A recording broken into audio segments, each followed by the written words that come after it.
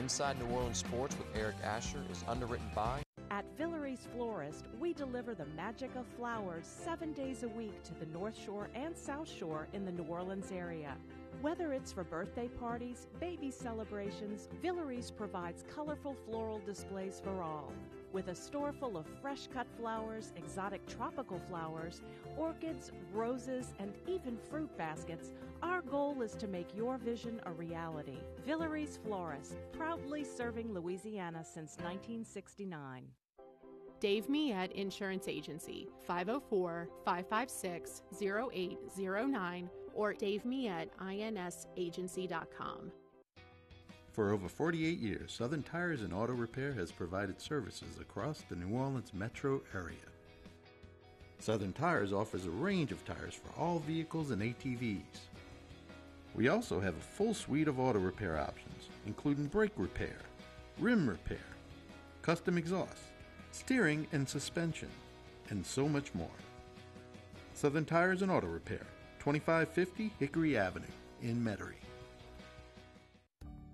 Cnc Drugs is a family-owned pharmacy that's been serving Southeast Louisiana for over 50 years. Whether you need help taking care of an elderly family member, a growing child, or even a pet, Cnc provides patient-centered care for your entire family. Cnc Drugs, large enough to serve you, small enough to know you. Locations in Mandeville and Araby.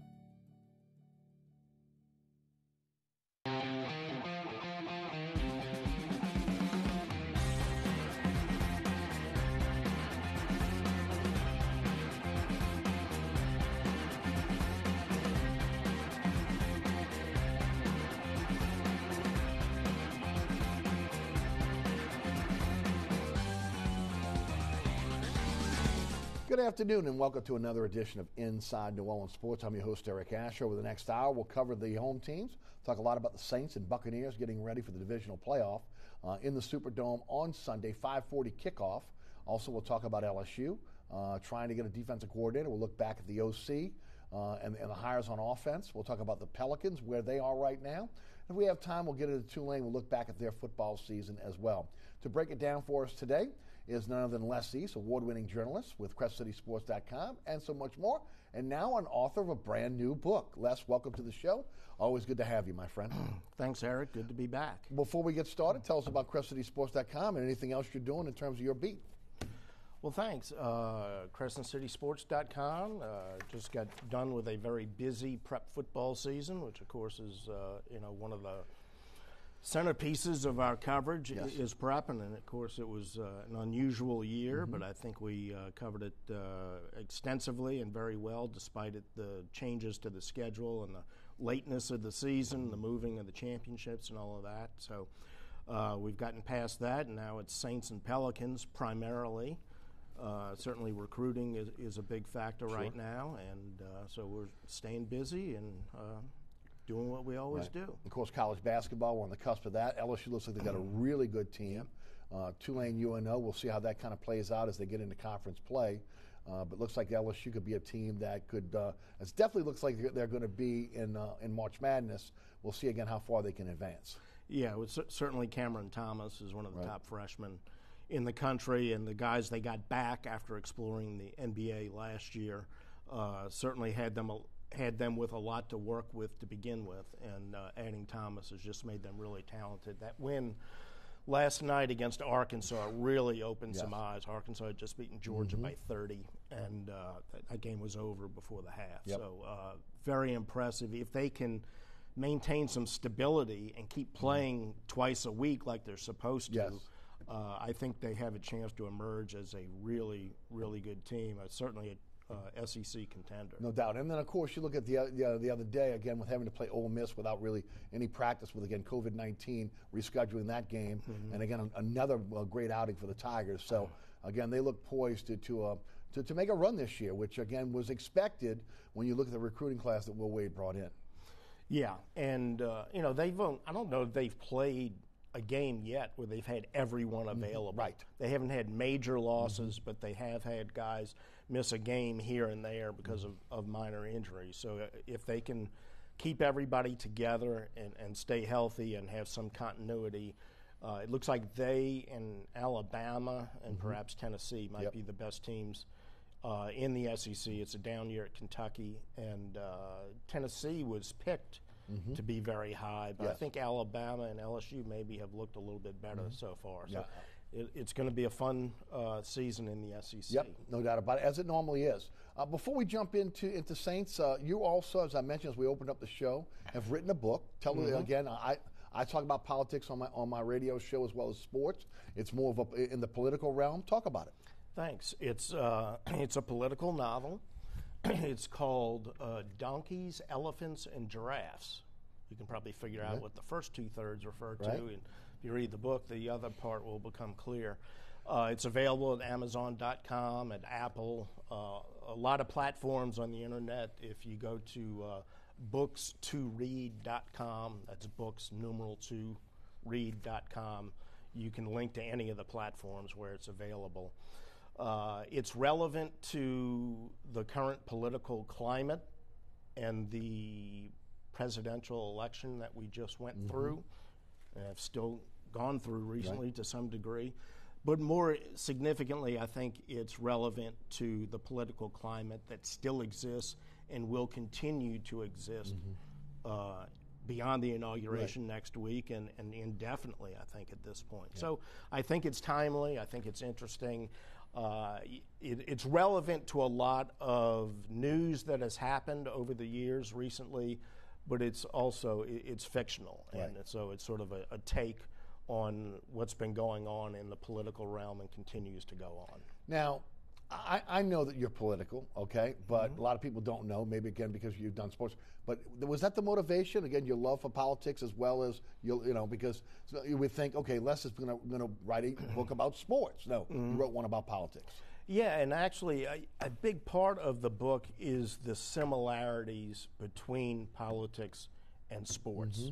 The competition, the emotion, the pulling for one side against another, which is what makes sports such a big part of society, and yet can be counterproductive, I think, in politics if you allow yourself to become a fan of one side and a hater of the other side, and simply looking at everything through the prism of our guy or gal has to beat the other guy or gal regardless of that individual person. They're part of our team.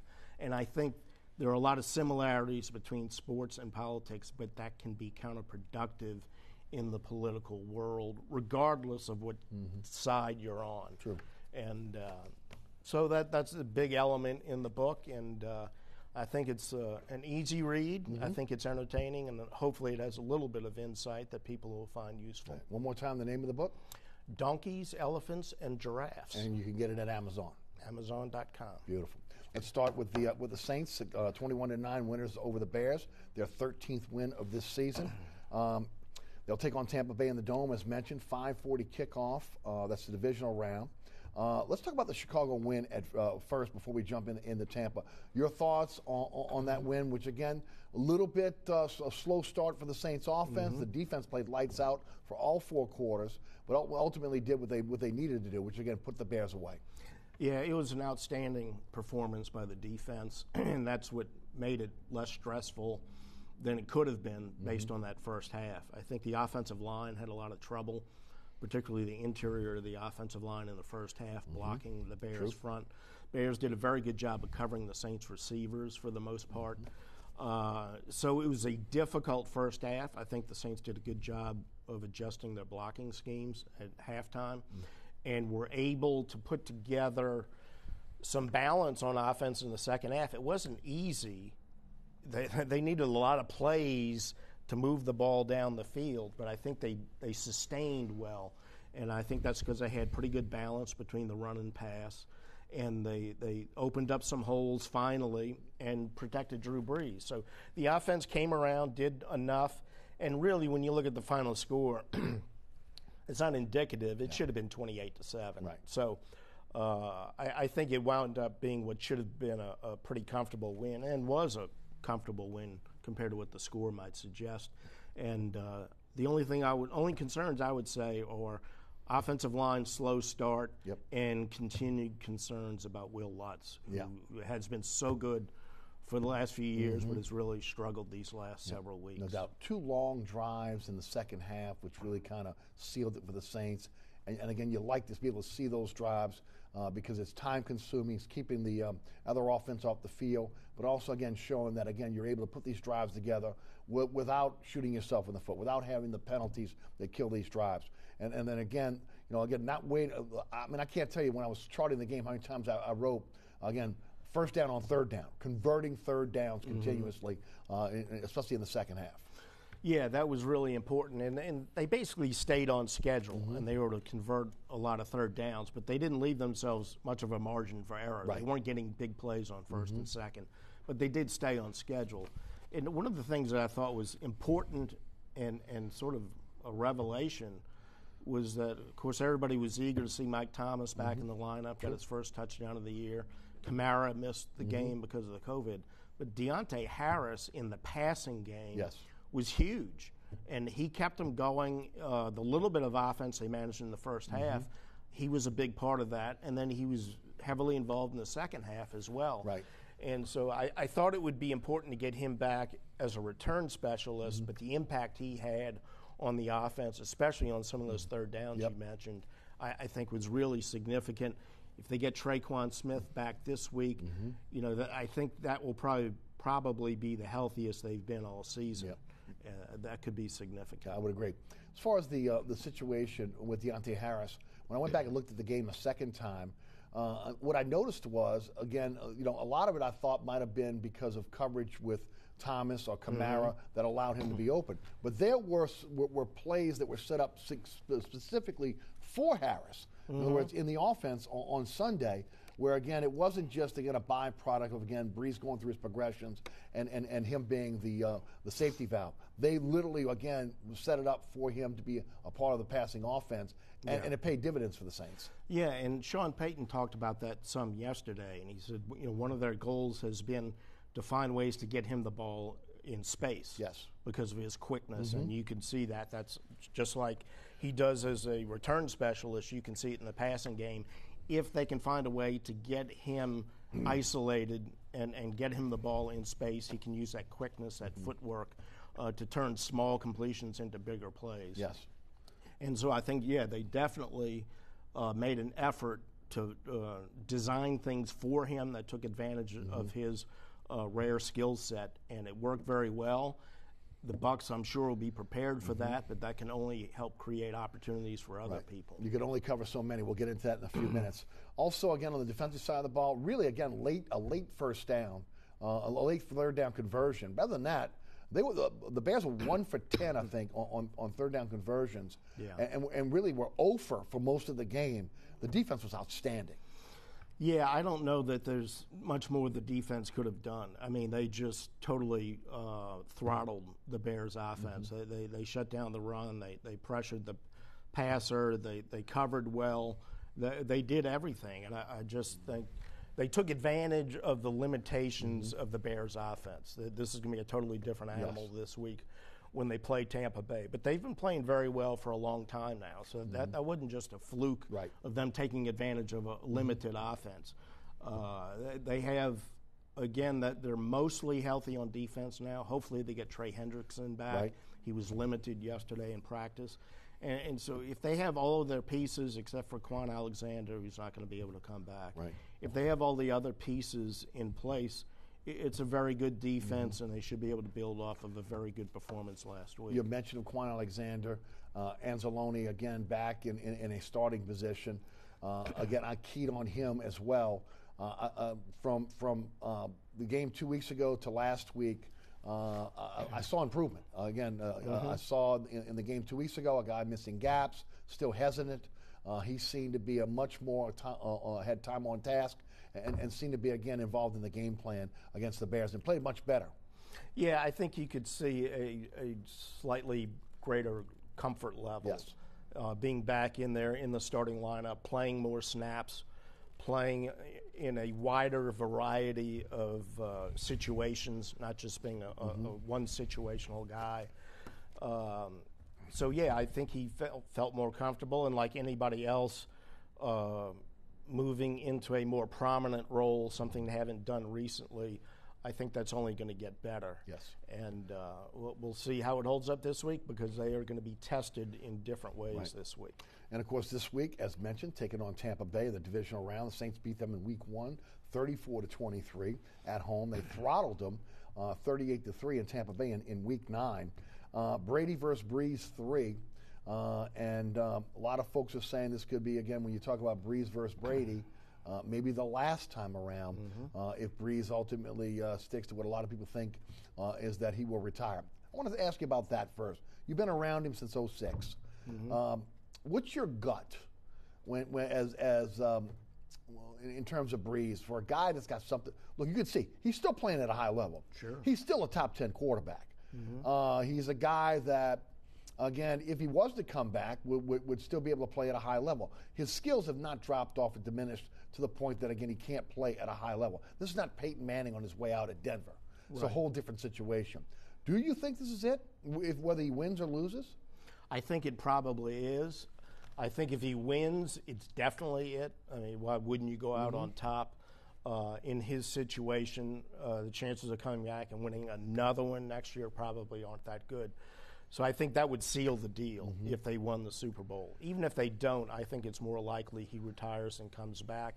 I don't know if he's made up his mind yet, but he sort of sounds like a guy who's leaning in that direction. Yes. He talked a little bit about it last week. And he almost did it last year. Yes. And he said when he sent out his Instagram message, basically, let's take another crack at this. And I think it just felt like it was he was re-upping for one more. And that was going to be it. And I don't think anything's changed that. He has played well. I think he could play well again next year. But I think at this point it's most likely that the last game of this season is the last game of his career. Right, which could be Sunday if things don't go well. With that said, he said it last week. He came back for the team. He came back for the city. He came back for his coaches. Didn't come back for himself. Right. I think that's true for the most part. I mean, you can't totally separate yourself from the team. Of course not. And the city. But a lot of people think, again, it's about records. For him, obviously, he made it clear this is not about getting another record. It's about coming back and trying to win a Super Bowl with his team. Yeah, I think a big part of it, the more he thought about it, probably the way they went out last year, losing to the Vikings, that was disappointing to him. Yes. It was disappointing to his team. It was disappointing to his city. So I think all of those things came together and factored into it, and he just felt like that's not the way I want to leave. Let's take another run at this. I think we're better than we finished last season. Yes.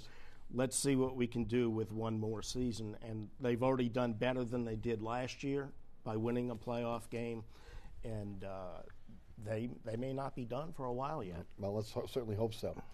You mentioned it. All hands on deck when you're going in on Sunday. This is probably the healthiest that, again, the Saints have been in a while, especially when you start talking about getting these offensive weapons back. On defense, again, you lost Quan Alexander, but at least it looks, if Trey Henderson comes back, you pretty much will be almost at full strength there on the defensive side of the ball. So, again, a good time to be able to, again, have your full complement of players, but by design, right? When you look at what Peyton did in putting Thomas on injury reserve, putting Traquan Smith on injury reserve, again, there was a thought process behind getting healthy for the playoffs and specifically this divisional round. Yeah, I think Sean Payton was thinking long game, right? With some of these guys, they probably could have brought some of those guys back a little bit sooner and played them at less than 100% or farther from 100% than they are now. But he was thinking postseason, in 2009 when they won the Super Bowl, they got all those guys healthy at the end. They had that 3-game losing streak at the end that had people overreacting in some cases because they'd been shorthanded, but they got everybody back at the right time. They went back to being the best team in the NFL. I think that's what they're trying to duplicate here, and I think they have an opportunity to do it because so many key players have returned here in the last week or two or three. Yes. And I think this is, when you consider the fact that Mike Thomas got hurt in the opener, this may be the healthiest they've been all year. Right. And again, you add the point that you made earlier with Traquan Smith coming back, Deontay Harris now healthy. You look at, again, the tight end position, healthy. Wide receiver position, healthy. You're worried a little bit about Latavius Murray with the quad injury, but again, with all hands on deck in a big game like this, if he's healthy, he's going to go. So again, when you look at it across the board, really the only player you're really missing right now is Nick Easton. Again, that's huge because Ruiz has struggled. He has struggled. It'd be interesting to see if they use Hurst in that position, but you mentioned it. The Bears did dominate up the middle against the Saints in the first half. They adjusted their blocking scheme. You're going up against a very, very stout defensive line and maybe the best linebacking core in the NFL when you talk about the front seven of the Tampa Bay Buccaneers. Yeah, and I was going to mention that Easton is the one concern because that leaves Cesar Ruiz as a rookie with a more prominent role. Hurst could possibly be involved in there as well. But, Peyton said that he thought, all in all, Ruiz didn't do terrible against Akeem Hicks. He fought, he battled, he got better as the game went along. But it was a difficult assignment, and he had his problems in the first half. And he will probably have problems against the Bucs as well. Todd Bowles is a very aggressive defensive coordinator. He tries to contain the run on first down so he can get after the quarterback on second and third. And if the Saints aren't able to run the ball well on first down, they're going to have some problems with that front for the Buccaneers on passing downs. Very similar the way you attack both of these offenses with, again, quarterbacks in their 40s who don't have the mobility that maybe they once did. Brady does not like players around his feet. He likes to step up. He's not the guy that used to roll out. He has been getting out of the pocket a little bit more recently, but again, not as accurate outside of the pocket as he is in. We know, again, Drew likes to be able to step up in the pocket, deliver the football, go for progressions, and he is not the same player when you put him on the edge trying to throw the football. I think both teams will do like we saw Chicago last week, like we saw Minnesota and Los Angeles do last year. We'll concentrate on, again, trying to be able to take advantage of or trying to be able to rush the quarterbacks up the middle and get them off their spots. Yeah, that's certainly going to be the game plan. And in the two regular season meetings, the Saints obviously did a much better job on both sides of the ball. Breeze, I think, had 6 touchdowns, no interceptions. Brady had 5 interceptions in the 2 games, was sacked 6 times, Under 3 duress. by Trey Hendrickson. So if that repeats itself, where Brady is under a lot of pressure and Breeze is not, it's going to be a very good day for the Saints. I don't think it'll be as easy as it was. I think the Buccaneers are playing better now, especially on offense, and I think that's going to kind of even up a little bit in this matchup. But if either team does a better job of protecting their quarterback and pressuring the other quarterback, that could determine the outcome. When you look at the Tampa offense, now again with Antonio Brown kind of fitting into what they're doing, adding another weapon, they've been surging since that Saints loss in Week 9. But again, I would tell everyone also go look at the teams they played during that stretch. I mean, again, teams that were below 500, teams that were really not that good. But with that said, they have kind of come into their own. I mean, I talked about it on the radio show this week. I think once they realized the Saints were going to win the division, it was all about, again, getting healthy, getting on the same page, and making a run in the playoffs. This was about the playoffs for them, and not necessarily winning the division crown. Once it was kind of fait complete, the Saints were going to take that crown. Yeah, after the loss in Tampa, that made it extremely difficult for the Buccaneers to win the division. So I think they probably adjusted their sights a little bit, as you pointed out. But they've gotten better. They've gotten healthier, I think, like the Saints. True. And I just think the familiarity on offense, and Chris Godwin talked about it yesterday in Tampa, saying how the Bucs receivers, saying how, with any offense, if you have a new quarterback, it takes a while to get the chemistry, to get the familiarity. And just because it's Tom Brady doesn't mean he's going to walk in and it's going to be like he's been there 20 years like he was in New England. And so they went through some growing pains. They added Antonio Brown during the season. Mike Evans was nicked up there, still probably is. So it's been a growing process for their offense, but I think they are where they expected to be when they brought all these guys in, especially Brady during the offseason. And also tweaking that offense, again, to do more things that Brady likes to do. It's a little bit different offense than we saw last year with the Buccaneers than when we see this year because of Brady. Yeah, I think that was a work in progress as well. And Sean Payton says, you know, he said, I'm not sure what to call it, but it doesn't matter what you call it.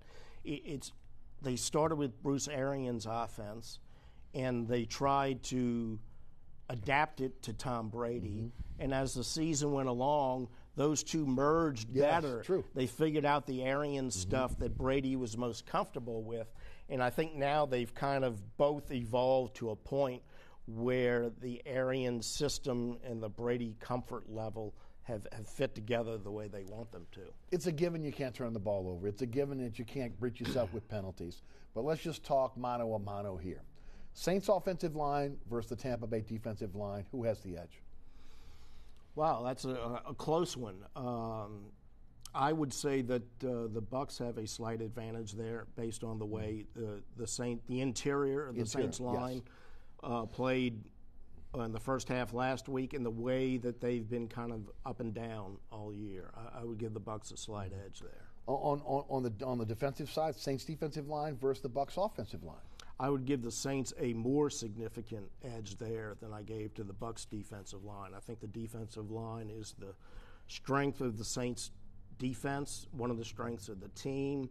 Offensive line in Tampa is not one of their strengths, and they, I believe, are missing one of their pieces there. Yes. They're going to have somebody from the practice roster perhaps starting in this game. So I would give the Saints the edge with their defensive line, and on net, I would give the Saints the edge in both trenches. In the last meeting, they ran the ball 5 times. I mean, that's amazing. They run the ball 5 times. I got to believe there's going to be more of a commitment to run this time. Fournette has really kind of come into his own with this team now. Yeah. Again, he started off not really realizing how they're going to utilize him. They almost use him as a third down back. Ronald Jones is a heck of a player. McCoy's still got something left in the tank. But Fournette has really been, they've been really handing him the rock and allowing him to be physical. Yeah, I think Fournette could be a key player in this game. Ronald Jones did not practice Wednesday. We don't know if he's going to be available or not. But certainly they're going to, I would expect they're going to run the ball more in this game than 5 times. And they're going to try and be balanced, and they're going to try and keep the ball away from the Saints' offense. But their offensive success is going to come down to Brady in the passing game. They just want to be more balanced than they were the last time they played the Saints, and they're going to have to get off to a much better start than they did. That game was over in the second quarter. I don't want to paint this with again, just one brush here, but what we've seen just in the NFC South, former LSU linebackers on Kamara, again, with the speed they have, Kamara has a tough time. We see it against Atlanta. We again now with Devin White coming back from COVID-19. Again, I got a feeling that again they're gonna have him kind of spying on Kamara as well. Talk about Kamara, and to me, I think they've got to be a little bit more creative with Kamara this time around. The swing passes, screens. Again, the NFC South teams are ready for that. Okay, you know what the Saints are going to do, just like the Saints know what Tampa's going to do for the most part. I think they have to be a little more creative with Kamara this time around. Yeah, I think they do, and if you look at the first 2 meetings, as well as they went for the Saints, Kamara and Mike Thomas were not big factors. Of course, Thomas got hurt in the first game, played with the ankle injury, wasn't 100% the second time. But Kamara was healthy, wasn't real effective, especially in the run game.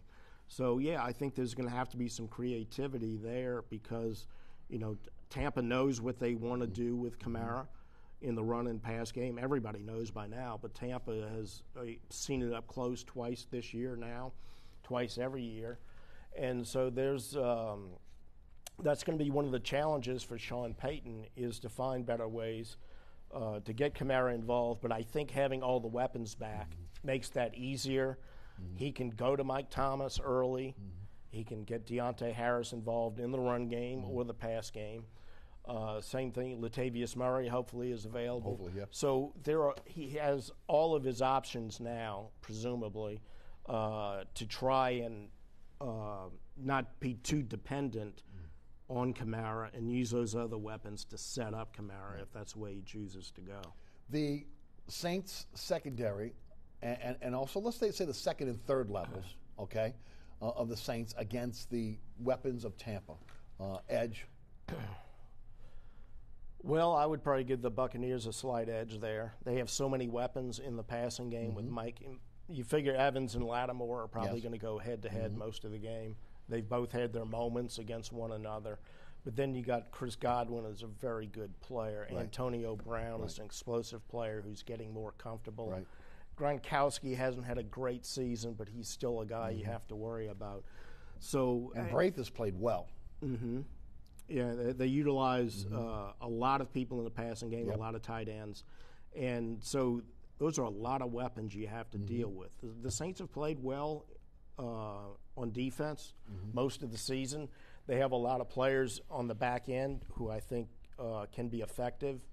But if you're asking who's got the edge on balance, I would give it to the Buccaneers skill players. Right. Flip it around, Saints skill players versus, again, the second and third levels of the Tampa defense. Yeah, I would give it to the offense again. Generally, if the offense and the defense are roughly equal, the way the game is these days, the offense is generally going to come out on top just because of the way the rules are and the players are so talented on offense. And so I think with the weapons that the Saints have, I would have to give them a slight edge, just as I did with Tampa Bay's offense. I do think it's going to be interesting to see the officiating crew and how they call the game as well. The Saints thrive, especially on that secondary, again, with the being very physical, the physicality in that secondary, very handsy. And, of course, you're going against guys that, again, that are very fast, they can catch, guys that are great route runners. In terms, when you talk about the Tempe Buccaneers, I can say the same thing on the Saints side, okay? Are they going to allow, because it's a playoff, to be, again, a lot more physical on the outside? That plays, in my opinion, to the Saints' favor. Yeah, that's a great point. Who the officiating crew is and how they choose to call the game is important because the Saints – push the edge of the envelope with the way they hold in the secondary. That's well known around the league. If you want to go by the letter of the law, you can throw a lot of flags on the Saints for defensive holding and DPI. If you want to let them play in the playoffs, as generally officials like to do, and only call the things that are egregious or give someone an unfair advantage and not just look for technicalities, and you let them play, then, it plays into the Saints' favor. I think that's the way the game was called last week against the Bears. True. The Saints were not penalized a lot.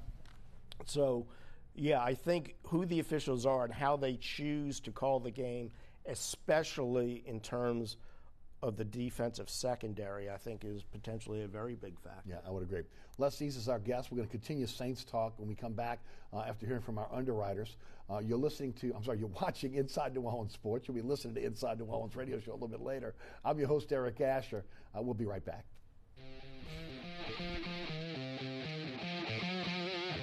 Burkhart's Air Conditioning, Heating, and Refrigeration has been family-owned and operated since 1989. Burkhart has energy-efficient solutions and offers brands such as Mitsubishi ductless AC units and Amana, the only manufacturer with a lifetime unit replacement warranty. Burkhart's offers maintenance bundle packages that include servicing your AC, generator, and tankless water heater. For more information on the services Burkhart's provides, visit acpromise.com. Burkhart's Air Conditioning, Heating, and Refrigeration, providing comfort for life.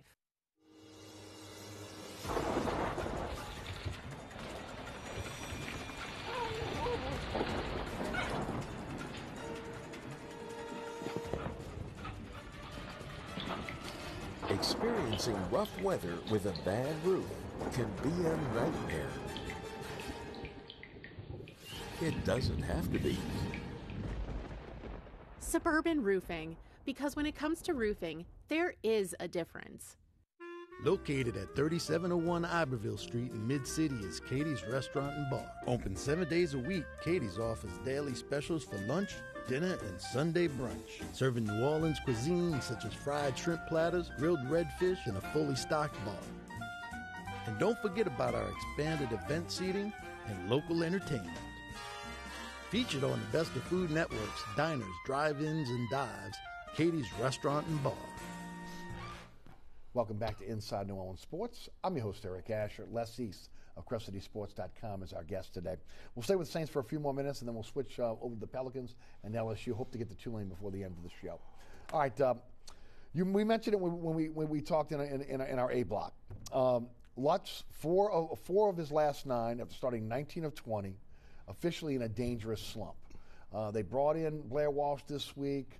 Again, it was more for a look-see, and again, the possibility of maybe having a COVID outbreak within the special teams room. They cut him, and along with John Denny, who was brought in also as a deep snapper. They had him in for a look-see, and they're gone. The one thing you don't want to do is upset the psyche of a field goal kicker, because everything's between the ears here. It is a little bit out of character for this guy to be, again, in the slump he's in, because we just haven't seen it. Yeah, he's been so good for several years now that it's really shocking. And, you know, I think he missed a short kick in Atlanta where he tweaked his ankle, it looked like, on the play. And that was a little, he slid. And so you looked at that and you said, well, that was just kind of a fluke. Right. You know, his plant foot gave out. And but then he didn't look like he had any ill effects from that. And, but then the weeks keep going on, and you keep having the extra other point misses. that the laces were in, but it's an extra point. You should really hit that. Yeah. You know, I mean, that's been another problem. Morstead's holes have not been, I mean, normally they are lockstep, right? Okay. Snap, hold, kick. His holes have been off as well. Yeah. Yeah, the whole operation. And I don't know enough about that operation to be able to look at it and say, oh, that's on Lutz. Right. You don't know. It could be a fraction of a second on the snap, the location of the snap, the handling of the snap, the placement. So there's so many little details in there. It's probably not just the fact that, you know, Will Lutz is pushing it or pulling it. Right. There's a lot more to it than that. But whatever the reason, it's not good enough. And you're at a time of the year now, you know, you go back and we've seen seasons end because of missed field goals. Yes. You look at the Bears a couple of years ago with all those misses. Blair Walsh himself in Minnesota. Missing a kick. There have been so many of them. So, you know, these games can easily come down to a field goal, and that's something that I don't think Sean Payton ever envisioned being a concern in the postseason, but it is a concern. And, you know, for the last few years now, the Saints would go into every game thinking we've got an advantage on special teams and a big advantage in most games. Agreed. It's not quite the same. Morstead hasn't had as good a year. Lutz is having his problems now. Harris is healthy now, so that helps. But that was something they could count on big time in the past, and right now it's not the same. Yeah, I agree. Looks like this could be Morstead's last year. When you look at the contract, you look at what is it, Gilligan that's on IR right now, the kid they had during training camp that they really liked. Again, he's been inconsistent with his punting. He's a guy that you could count on, again, putting that ball inside the 20. He's been all over the place. You know, again, both those kickers have to be more consistent in the playoffs for the Saints to really win a Super Bowl. You can't have those guys, you know, being inconsistent going forward. So hopefully they'll turn that around. All right. So maybe good news, some maybe bad news when you talk about the front office. And you and I have discussed this on the radio show. We discussed it on this program in the past. Jeff Ireland, Terry Fontenot, both up for GM jobs. Again, they've interviewed for multiple jobs. They interviewed in Denver. That job has been filled. They interviewed in Detroit. That job has been filled. It looks like Terry Fontenot is going to be is the leader in the clubhouse right now for the Atlanta job. But again, that's conjecture based on what media reports over the last couple of days. It looks like, again, the Saints, according to Jeff Duncan, something, again, you and I have talked about before, got to lock this guy up, got to lock Jeff Ireland up based on the draft. Looks like they're doing everything they can to maybe lock him up. The question's always been, do you want to be able to run your own shop? And that's what the question is going forward. Both those guys, to me, would be a tremendous loss. Ireland on the college scouting side, based on the drafts. Terry Fontenot, and again, I want to remind everybody, go back in your mind's eye and think about the players that they've signed through free agency, trade, whatever, and the bust that we've seen, going after the high-priced free agent. Ultimately, again, guys not working out. You haven't seen that with Terry Fontenot. The guys that he's targeted in the offseason to come in as free agents or trades, for the most part, have worked out. Yeah, they have. He's done a very good job, and show you how old I am. I remember covering Terry when he played at Tulane. Wow. Yes. And he's come a long way since then, and really he started at the bottom of the organization. Okay, on the business side, then went on the, from what I understand, went on the football side and worked his way up. Right? Yeah, he really has worked his way up and learned a lot along the way, and really has become a key part of that front office. And word out of Atlanta is that he's the clear front runner, if not a done deal, to become the Falcons GM. That may be, the timing may be tied to how long the Saints keep playing, but it looks like he's probably headed to Atlanta. Right. Carolina is still open as well. That's another thing. And they were looking hard at Jeff Ireland. Correct. And either one of those guys would be a big loss.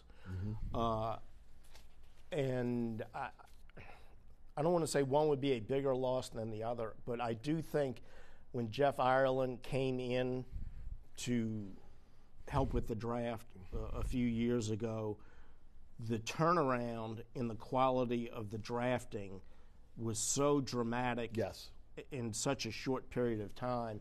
You can't overstate the impact he has had over the last 3 or 4 years, 5 years.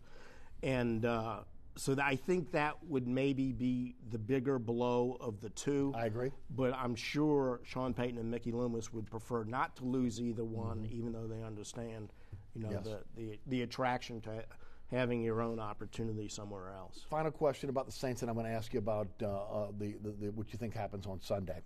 Sean Payton, I think he's had an incredible year. I've asked every one of our panelists that's come on the last couple of weeks. I think he should be Coach of the Year in the NFL. Your thoughts? Well, I think he has as good a case as anybody in the NFL. I think my guess is Sean McDermott's going to get it, but I can't say that Sean McDermott's done a better or a worse job than Sean Payton. I think this is as good a job as Sean Payton has done, and he's done a really good job in a lot of years, and he would certainly be a worthy selection, but my guess is that Sean McDermott's probably going to get it. And the reason why I lean toward Payton, losing your quarterback, winning despite that, losing again your top running back, your top wide receiver, overcoming all the injuries they've had to overcome, COVID, everything else that's happened. I just think he's done a fantastic job, and I think it's overlooked a lot because people just think, again, Saints are a great team, Sean Payton's a great coach, and you just kind of overlook it, and you don't get the accolades. A lot like what Breeze has dealt with throughout his career in terms of MVPs. Well, Breeze is putting up incredible numbers. It's a byproduct of the offense, and he's been overlooked. And it's amazing to go through a career like Breeze has gone through and not have one MVP. Yeah, and one part of that was, I believe it was 2011. He had just phenomenal numbers, and that's the year Aaron Rodgers decided to have a year for the ages. And it was a really difficult choice between those two. A couple of things work against Sean Payton, and I think one of them you mentioned is the fact that he gets taken for granted, like Bill Belichick, or Sean Payton. Well, they do it every year. What's so special about this year? Even though you pointed out why it is special this year.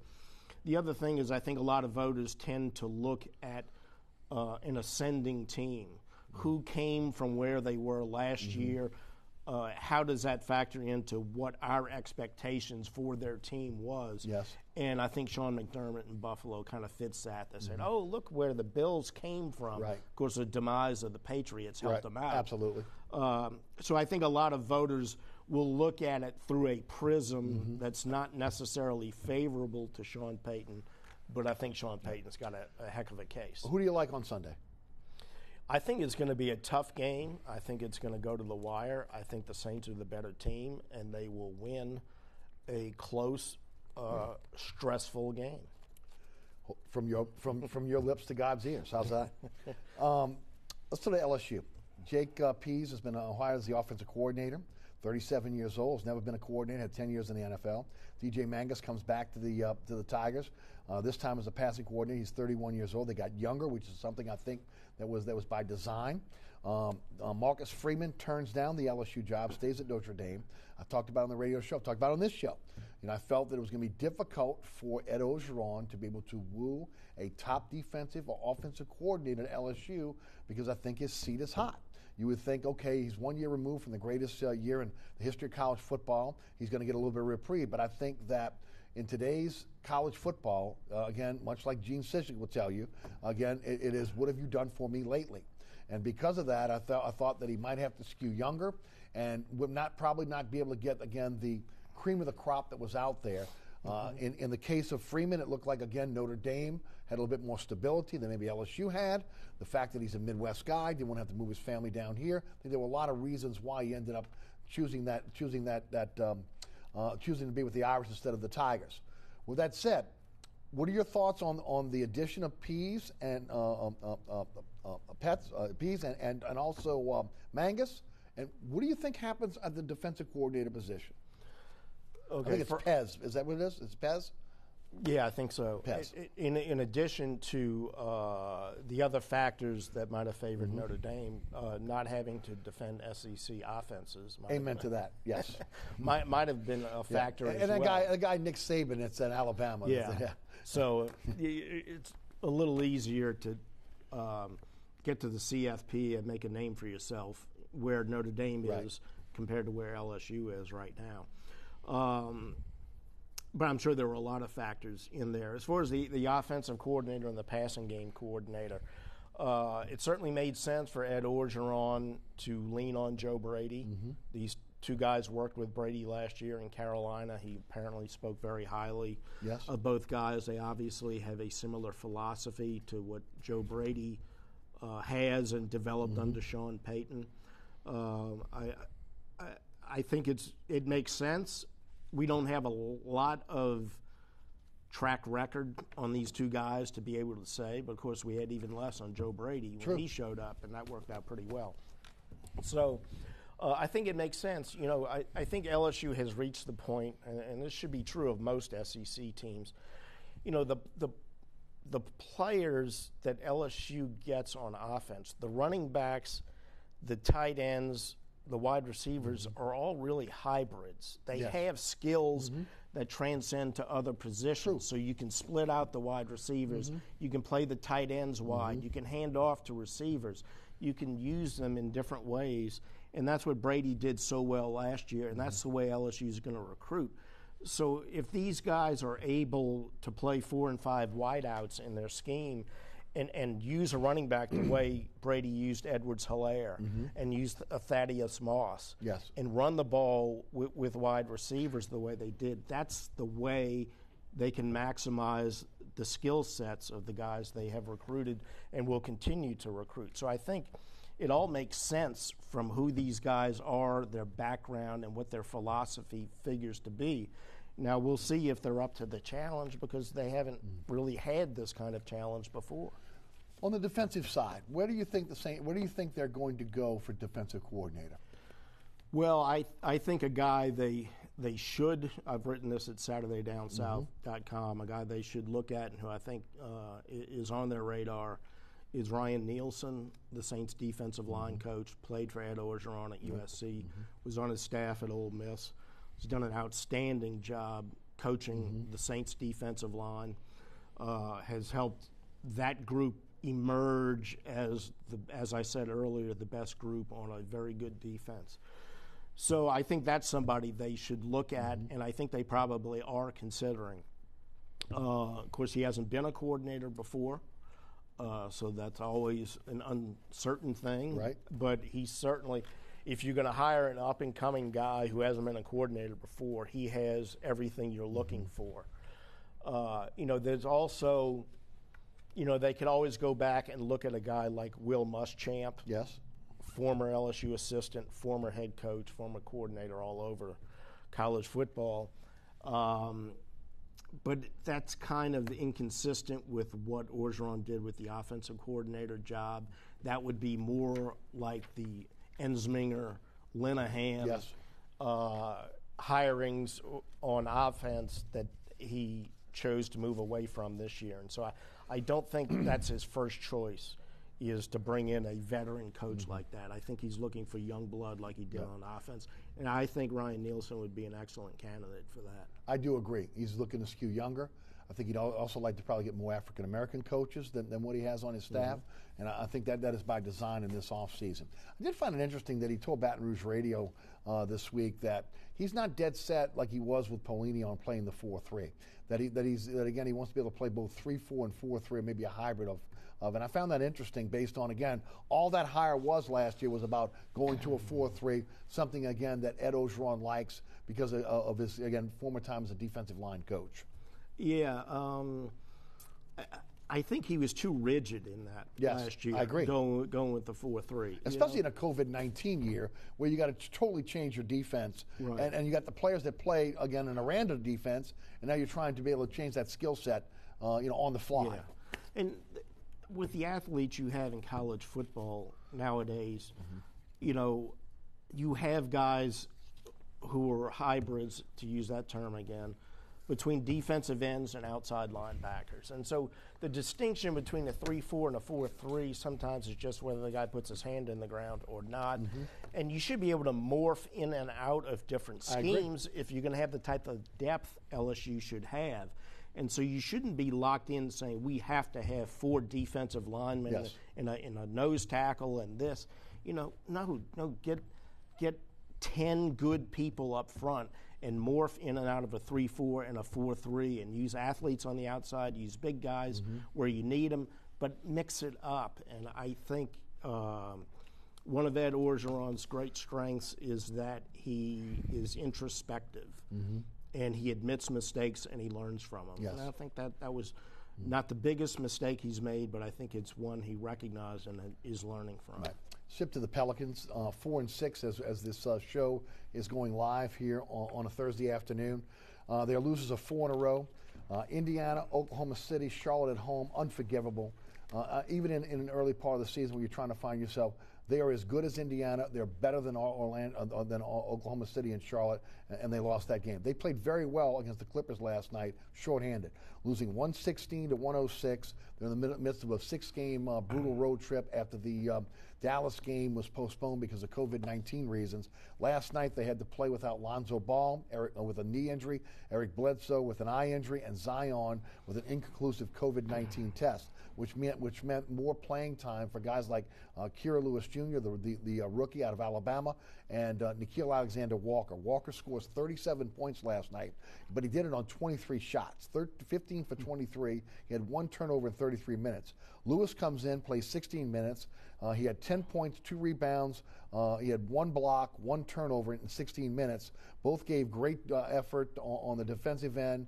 But as a team, I thought they gave great effort on defense last night. One of the main things that I thought was the difference between having Lonzo Ball in last night as opposed to having Lewis or Alexander Walker was the ability to penetrate into the paint. Lonzo Ball is a guy that's built for maybe a Gentry offense where you want to be up-tempo, get the ball down the court quickly. The Van Gundy offense is a little bit more methodical, a little bit more structured, and you have to be able, again, penetrate to be able to have the defense have to react to that. Lonzo Ball doesn't do it well. Both these guys did it last night. Yeah, they did, and I think that's Lewis. I think is the more traditional point guard of the two, but they both have the skills to dribble, penetrate in the half court, and you saw that last night. They gave good effort, but when you're in the NBA and you're missing 3 starters, you can be embarrassed badly if you don't give good effort. So playing hard and not being embarrassed while you're shorthanded is not that great an accomplishment. The 3 losses in the 4-game homestand, I think, are more indicative of where this team is at right now, and that's a concern. I don't think any of those guys are expected to be out for an extended period of time. Maybe Lonzo. Right. Williamson, it's just a matter of testing negative. He's going to test out again today. Yeah. It was an inconclusive test, which could have meant, again, maybe the swab didn't go in deep enough. Could have been a lot of things that went out there. Okay. So, I don't think that's going to be a long-term issue. But they have to they have a lot of issues right now. They're not playing consistently well on defense, and that's been Stan Van Gundy's big emphasis, is we're going to build our foundation on our defense. And they did, the first 3 wins, they did a nice job defensively. Defense fell apart during the homestand. The bench has not played well, even though the 2 youngsters played well last night. Yes. For the most part, other than Josh Hart, they've really not had much they could count on coming off the bench. They're still turning the ball over too much, which they did under the previous regime. So they're just trying to find their way with a rebuilt roster and a new system with a new coach, and they have a long way to go. It's going to take some time. And even longer than maybe it would normally take, because of the fact that you didn't have a true training camp, you didn't have the preseason. So again, where you would say you can really kind of judge a team after a quarter of the season, it may take a little bit longer. But the question is, how aggressive will Griff be? It looks like right now Lonzo Ball is a tough fit for this team. He's in the last year of his deal. Again, a team option next year. They'll have to make a decision on him by the time the trading deadline comes up. Do you expect Griff to be aggressive before the trading deadline, or is he going to allow this team to try to organically grow? Yeah, I think that's to be determined. I think he's going to give them some more time to grow. And I don't think he's ready to pull the plug on Lonzo Ball, unless Van Gundy has just come to him and said, this is not going to work. And I have no reason to think that's happening. So he's a talent. He just is, again, is he a fit? Right. And I think it's too early to determine whether he is or not. You bring up legitimate concerns as to whether he is or not. But I think they've got to keep playing, and hopefully he can come back soon. And they can see more of what he's able to do within the system. But while he's sidelined, the more they see of the youngsters, the more they can form an opinion from the other direction. So we'll see, but I think Griffin's going to be patient and let this play out more and more. I don't think he's the type of guy to rush into any decision of that magnitude. Yeah, I would agree. We got about a minute left. I do want to touch on Tulane for a second. I love what Willie Fritz has done. Your thoughts on where they are at the end of the season? We got about a minute. Well, I think it was another good season. 3 straight bowl games. Didn't win this one, but that's enough. Okay. 6-7 win seasons, going to a bowl game no one's ever heard of. That's nice. It's an improvement. The challenge now is to go up a significant step beyond that, and that means contend for the division title, play for a conference championship in the not-too-distant future, and go to better bowl games. It's time to win 8 or 9 games and go to a better bowl game. I think that's the challenge that faces him at this point. Well, he's got a quarterback, and that's really the hardest thing to be able to get, especially when you talk about a school like Tulane. They've got one now. Maybe they've got 2. That's going to go a long way, and again, the fortunes of the future for the Green Wave. Yeah, and he has new coordinators. Yes. So he's evaluated both sides of the ball and looking. I mean, I'm sure that's his plan is to use the young quarterback and the new staff to go to another level. We'll see if they can do it. Les, thanks for being with us. Thank you. That is Les East. Again, CrestCitySports.com, Saturday Down South, and, of course, so much more. Thanks so much for tuning in. Remember, there's a rebroadcast at 6 p.m. right here on WLAE every Thursday. Also on WLAE-TV 2 at 10 p.m. on Thursday. Catch us on Friday night, 9 o'clock on Pelican, 10 o'clock on WLAE, 2 a.m. on The Deuce, WLAE-TV 2 on Saturday, and then Saturday at 5 p.m. on Pelican Sports Television. Always at WLAE-TV's YouTube page, always at ericasher.com as well. Also, you can catch me on the radio. That's 106.1 FM. Nash Icon, that is 4 to 6 weekdays. You can listen live at ericasher.com. Also, again, the podcast is available on all the major podcasting platforms. You can also listen live with the iHeartRadio app and the TuneIn Radio app as well. And, of course, as always, want to thank our guest, Les East, our great underwriters that support this program, and the WLE production staff, including Ron Yeager, Jim Dotson, Tommy O'Connor, Tommy Fairley, and my director, William Hill. I'm Eric Asher. Thanks so much for tuning in. We'll be right back next week for another edition of Inside New Orleans Sports.